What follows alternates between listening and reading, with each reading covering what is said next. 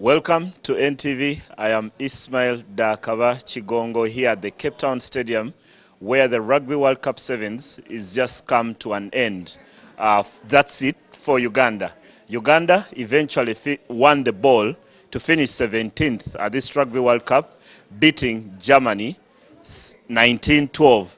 That's Uganda's best placement at the World Cup. Remember, when Uganda made their debut at the World Cup 4 years ago, Uganda could only finish 19th. I'm sat here with two aristocrats of this team. Both have been to the last two World Cups. On my left is Phillip Wokorach, who plays his professional rugby in France, and then the captain, the leader of this team, Wokorach. Wokorach has been part of the team since 2009. And I want to pick their feelings on the World Cup. Earlier on, they were very emotional after the game, but now they've calmed down a bit and had a burger, which is unhealthy for a sports person, but they should be able to speak more calmly than they did earlier on.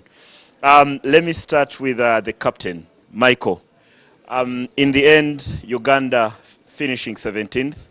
Satisfying finish to the tournament after losing the first game on Friday? I think, yes, we are proud of how far we have come, and we are proud of the result. Definitely wouldn't want to be 17, but that is what we can take back home, considering we lost a very crucial game against Samoa on day one. And you know, Samoa is a very good team. They're on the World Series, the team that was trying to contend for this World Cup, but unfortunately they also fell short. So I'll take 17 for now because it's the best we can do. It's 2 steps above where we ended up in 2018. And I think it shows that this rugby team is growing quite well, and the remarkable things we can pick up from this tournament. Philip, before we switched on the microphone, we're sharing something about the difference between Cape Town today and San Francisco 4 years ago. In San Francisco, we played 4 games, won 2, and then lost 2. Here, played 4, lost 1, and won 3. Surely, that's an improvement for someone who has been part of a team. Where could you put the landmarks of the improvement in this team from San Francisco to Cape Town? First and foremost, I thank the Lord God for this far He has brought us. It's not been an easy run, but I give credit to management and the players themselves because it shows that Ugandan rugby is on the rise, and also the team itself is improving every day. So we take the 17th position very happily because after falling short to Samoa, we couldn't go any further other than being number 17. And we achieved the goal. Me personally, I'm happy and very, very happy for the team. Thank you. Staying with Philip, how far can we go? You know, the margin for someone watching right now is thinking 2 steps is too small, a gap that we've moved from 19 to 17, like Michael said. How far can this team go? You've been part of a team that has won now 3 African titles, been to 2 World Cups. How far can we go? Only God knows the future, but I believe with time we are going to go places that no team in Africa has been to. Watch the space. Thank you. Then, Michael, you're telling us about how difficult this year has been because you've been training since January. You had that Africa Cup, then you had to play in the Commonwealth Games, and eventually the World Challenge Series that happened in Chile. Just put this year in words. How difficult, how engrossing, how draining has 2022 been for the team so far? It's not yet even done. Yeah, 2022 has been a challenging year. If you see, all the players are not professional. Some have to go back to their places of work, but then the demands for the sport is high. It doesn't matter whether you're working or you're not working, you have to come and put your body and work hard for us to come where we have been. Yes, we started the campaign in January. Before everything had started, we got a professional help from a coach from South Africa. However much, he didn't stay much. But then we went on to winning the African Cup. And after that, we went to the Commonwealth. We went to the Challenger Series in Chile. So it's been a lot of rugby, and there's a lot of mileage that the boys have achieved as them. If you look at our team, it doesn't really have so many players. The squad depth is a bit thin. If you realize we used about only 10 players this whole, I think, 2 tournaments. And the first starters, definitely, there's a lot of work that they've done as them. and they should be proud of themselves because they put up their hands to represent this country at whatever odds, and I think they've represented it up with a lot of honor. And I just give it back to them for putting their bodies online, and also the management for trusting them, because without the management trusting them, then we would not have come this far. And us coming this far, definitely, you know, rugby has changed. Every team that has come for this World Cup is a very good team. And you could see the kind and the quality of rugby that is being played. There's no team that can be sure of going further. Even the host was knocked out yesterday. So you can see that the quality of rugby has really changed. And for you to compete at the highest level, you need to have trained a lot, you need to be together as a team, and you need to do certain things. And I think it goes back to Uganda. We've been together for a while, and I think we have now said getting to know each other better, and the fruits of our hard work are being shown now. We beat Germany first time ever, we beat Hong Kong first time ever, so it's just only us for the taking, and I think the future for this team is quite bright, and I am part of it, and I just want to be part of it when better things start coming. I'm going to get back to the game against Germany at some point with you, Michael. And I take a lot of pride in interviewing Phillip and Michael because I can almost tell their story of rugby better than anyone else. Phillip here is someone I first watched, I think, in 2009. It was an independent sevens tournament at Chadondo. He was much smaller than he is. These days he's grown taller than me. He has a lot of muscle. But by then he was a very tiny boy dancing around people on a very wet surface. And I thought maybe the grass favored him more than the talent. Of course, 13 years old now, I can say it's actually the talent, not the grass. And Michael here is someone I've watched come into Heathens and then grow into the team and play for Uganda for as long as he has. But Phillip, when you look at some of the young players who are playing at their first World Cup, you've been to one before. You see Karim Arinaitwe make the team. You see Norbert Okeny. You see William Onkore. Surely you notice there's a change of guard because from the team that you had in San Francisco, only 6 of you who are in the US are here and some of the others have moved on. So how then do you inspire some of these guys to elevate to a level where one day when you're not playing, we want to come to the World Cup and we are cheering for Karim? Firstly, I just want them to know that it's not an easy run. It calls for a lot of sacrifice, dedication, and focus, not forgetting the discipline. The discipline is key to everything. So all I always tell them, and it's been a song, do not give up. You know what you want. Work hard for it, and trust me, with hard work, nothing can beat you, and it will never go unnoticed. Thank you. Yeah, Phillip is a product of tag rugby. Recently, I was in Birmingham for the Commonwealth Games, and I met a gentleman called Dr. Arthur Kwizera, and it takes a lot of pride from knowing Phillip way before I met Phillip, and that was in 2006 when they traveled to England for a tag rugby tournament, and it says a lot about the journeys of these guys. When you see them on global television, you're thinking these Ugandans have got there very easily. I want to return to the game very briefly, and we need to wrap up because we are going to get to questions about returning to the next World Cup. And of course, the question that Michael hates the most when he walks away from the game.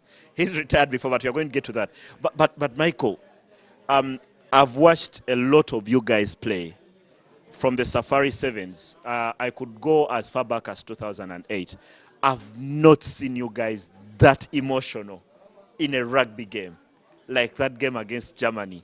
One of your colleagues in the game, Josiah Sempek of Cobbs, was very quick to rush to Twitter and say, when you leave rugby, he wants you to become an athlete and become a steeplechaser, like Dokas Inzukuru and all the others, and go over hurdles, because he thought the manner in which he scored the try you set up for Ian Munyani was entirely about your ability to behave like a steeplechase athlete. But that was quite an emotional game for you guys. Definitely, for us at the back of our mind, we know what really happened in the past tournaments, and why it was emotional is because in Chile, there were so many controversial calls that went against us, and we lost that game again. Absolutely. A lot happened on Twitter and all that. Yeah, it was emotional because we had a debt to pay against Germany, and the trust that we had in ourselves, we should have won that game in Chile. But then we got another opportunity to come and express ourselves. And I think it was God's calling that, okay, here is Germany. you can pay back the debt. And I think the boys came and put their bodies online and said, you know what, we have a debt to pay, let's go all out. Let's enjoy ourselves, let's go and win this for Uganda. Because we knew definitely we want to come back and have a better seeding for ourselves after 2018. And today, I think we came and did the work that we were supposed to do. The boys were calm, we executed the game plan according to the way we wanted. Yes, German scored a few tries against us, but we didn't give up until the final whistle. And we still wanted more. You could see there was an opportunity for us to kick the ball out, but you could see the boys really wanted more. We wanted to close it up in style so that we pinch the pain in them and they feel it that, yeah, we have come this far. And I think our game has improved quite greatly. Yes, about me jumping the tackle, definitely when I saw the man going down, I had to invade myself. I could not go into the tackle because he was going to put me down. So I had to jump and try and see that we help the team go forward. And I'm glad I made a couple of meters in my run and then offloaded to Ian to close up with a very beautiful try for our close of the tournament. Phillip, you guys took us through all the emotions. Oh, can't you guys just do the basic things? Uganda is leading. We have the ball. Chisiga, Aaron, kick the ball out. Let our hearts rest. We have things to deal with. There is school fees, there is rent. But you still take our heart through emotions that are not for rugby anymore. Can't you do the easy things? Definitely, we would have wanted to do the easy things. But if you noticed, none of them had the hooter. It was me who had the hooter. And when I went there, I told them, the game is done. Take a quick one. If you can get it, we kick it out. Aaron took a quick one. He got it, but he was in traffic. He couldn't just kick it anyhow. When he offloaded to Kisiga, I don't know what he had in his mind. He would have kicked it as well, or he would have gone. But when he tried to go, we lost the ball. And we had to work extra hard to get back the ball and kick it out. And thank God it went our way. We got the ball and we kicked it out, and victory was ours. Phillip, I want to go back to Saturday night. That atmosphere inside the stadium. Surely these are the things you want to look at and want to play in another World Cup, because there was quite a raw emotion, the crowd, when you played against Hong Kong on Saturday.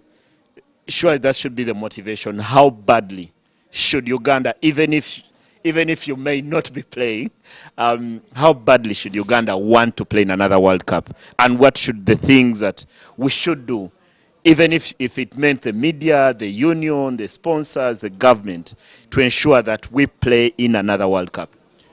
Firstly, it will mean a lot for Uganda to come back in their third World Cup.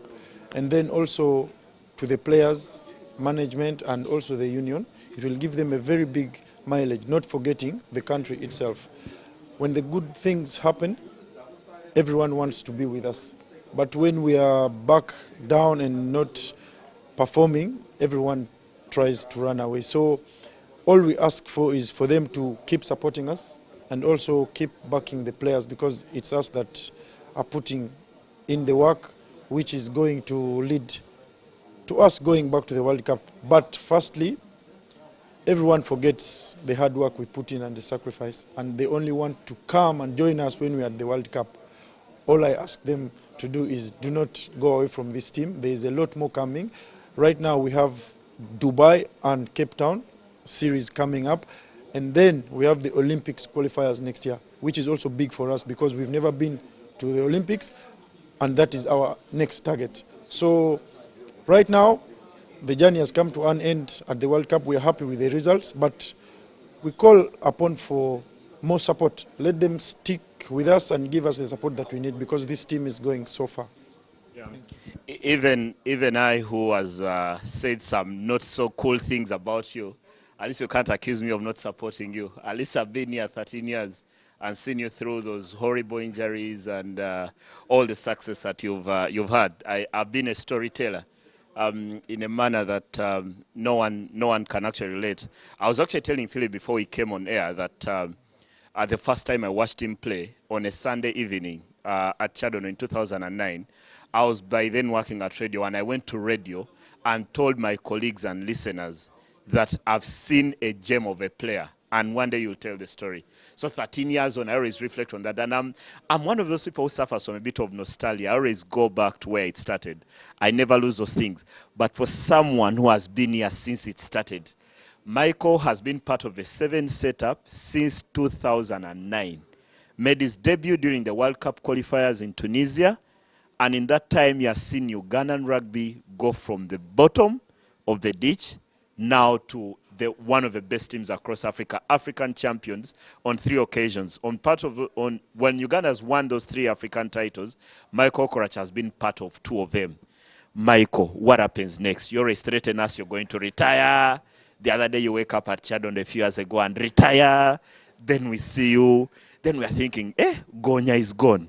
But now, what happens with you? 13 years on with the team. What happens next?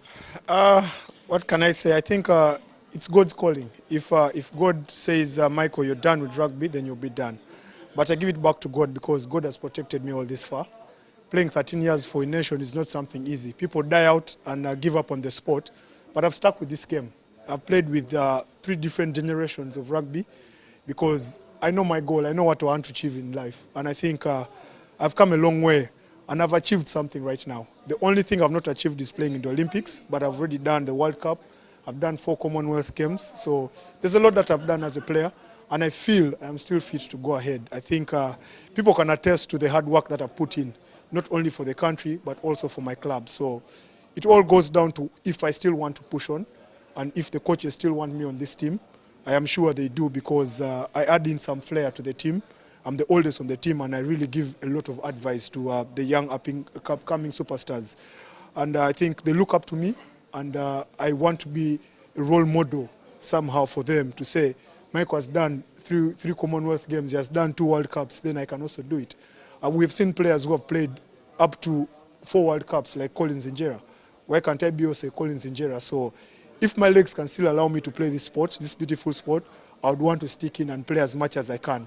And so that these young players can look up and say, okay, let's back Michael. Michael is going to back us up. Players like Karim Arunaitu, they still have a long way of rugby to play. I know this weekend has been tough because the competition is tough and the coach didn't want to throw him into the hot soup, but he shouldn't give up as a player. It's already inspirational for him to come for a World Cup.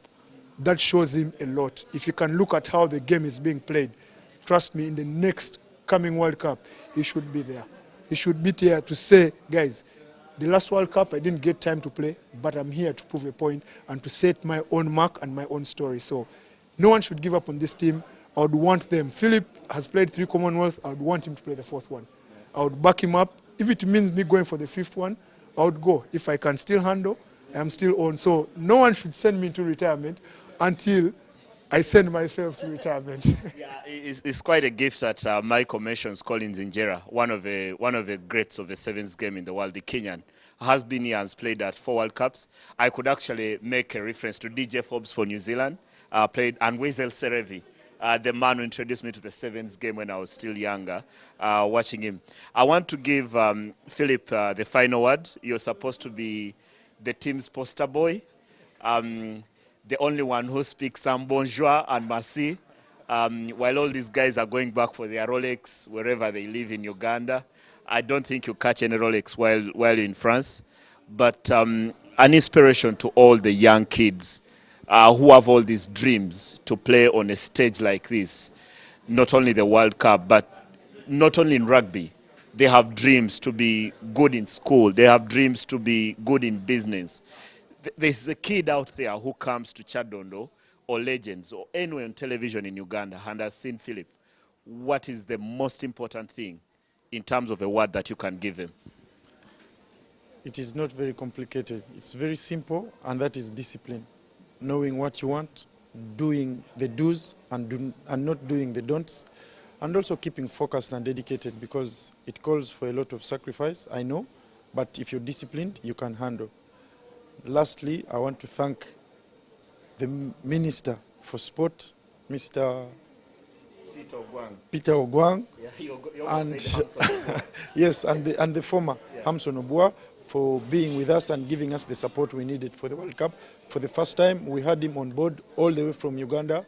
He's here with us in Cape Town. He has made us feel comfortable, not forgetting the Ministry of Sports, National Council of Sports, and Uganda Rugby Union at large, because they've been with us from the word go up to now. I thank them so much.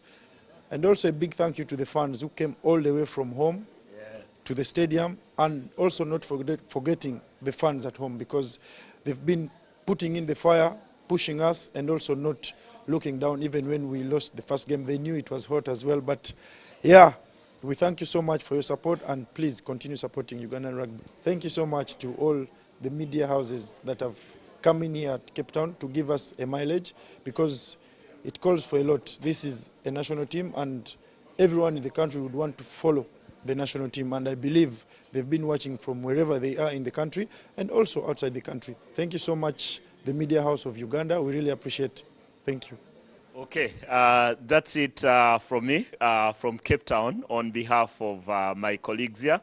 Michael Wokorach, the captain, has a word, and it will be the last one.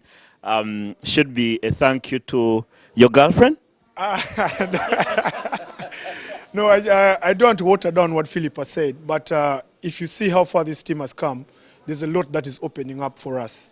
You see, we have both ministers here. It means a lot for this team. For the first time, we have a whole bunch of media people here. Yeah, it means something that this team is going places. If we can travel with such kind of media and such kind of delegates for even our biggest tournaments, it would mean so much for this team, because it would mean we have people who are backing us up. We have people who are developing this sport. We have people who are showing the world what Uganda has. To the fans who came in, it was amazing. We saw those people shouting. We saw the flags there. Even when they scored against us, the only word was, it's okay, it's okay. It shows that the team out there, the fans, trust this team, and they know what this team is capable of. So thank you to everyone who has been involved in this whole journey for this World Cup, these 3 days. The media guys, thank you very much. At least people at home are going to see us here smiling with Ismail Dakava. You guys have come in big numbers, and we appreciate. Kakoza has come in. So many people have come in. It's been amazing. So we really, yes, Don Mugabe has been taking very beautiful pictures. We thank you very much. Grace Mbabazi. Yes, Fred, Dakava here. You guys have been honest. Korevi Runji, you got a ticket to come here. You got a visa for his first time to leave Uganda. So it's been an amazing experience. So we really thank you guys for coming. Kakoza to the world. I keep telling him Kakoza to the world. He has a camera. We keep this in his camera, but he follows Uganda everywhere. Those early mornings, even when it is raining, it is muddy, you will see Kakoza with his camera, Gama Woko Sumpa interview, and we give him an interview. So guys, thank you very much. Thank you, Uganda. Thank you, everyone who has supported this team back home and in Cape Town. We love you guys. This is one of the most important interviews. Phillip, you always have a word for the president whenever you have a forum. Yes. There is something for the president. Thank you so much, Mr. President. Sir, we appreciate you sent the big man to come with us. Really appreciate your support. But we call upon for more support, sir. Please, don't give up on us. We are your sons, like you call us, your bazukulu. But we need better facilitation and also modern facilities so that maybe in 10 years to come, Uganda is hosting the World Cup. Not forgetting to thank the management of the team. They've done a very great job from where it started from and to where we are now. I give them credit, and also not forgetting my teammates. Okay. Thank you. Just one last one. For the first time ever, we have a prince in the World Cup. Prince Wasaja, thank you very much for coming. We appreciate your time, and we appreciate you coming down to Cape Town. Everyone out there, thank you very much. Asante. Okay, that will do. Michael Wokorach to the right, right here, the captain of the Rugby Crane Sevens, and Phillip Wokorach, the superstar. The man spends most of his time in France, but he's made from somewhere in Acholi quarters. Nakawa quarters. They are the same thing. Okay, for NTV, I am Ismail Dakava Chigongo in Cape Town, South Africa.